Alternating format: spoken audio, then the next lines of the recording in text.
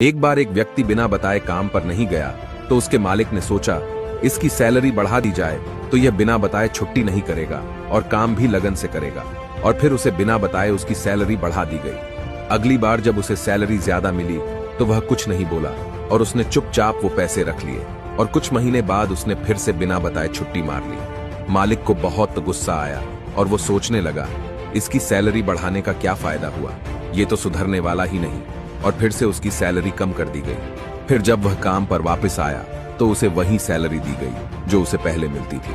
वह व्यक्ति चुपचाप रहा और इस बार भी कुछ नहीं बोला। मालिक को बड़ा आश्चर्य हुआ और उसने पूछा कि जब मैंने तुम्हारी एब्सेंट के बाद तुम्हारी सैलरी बढ़ा कर दी तब तुम कुछ नहीं बोले, और आज मैंने तुम्हारे फिर से छुट्टी लेने पर तुम्हारी सैलरी कम करके दी, फिर भी तुम शांत हो, इसकी क्या वजह है? उस व्यक्ति ने जवाब दिया, जब मैंने पहले छुट्टी करी थी तब मेरे घर एक बच्चा पैदा हुआ था और आपने मेरी सैलरी बढ़ा कर दी तो मैं समझा कि अपर वाले ने बच्चे की बेहतर परवरिश का हिस्सा भेज दिया है। और जब मैंने दूसरी बार छुट्टी ली तो मेरी माँ का निधन हो गया था।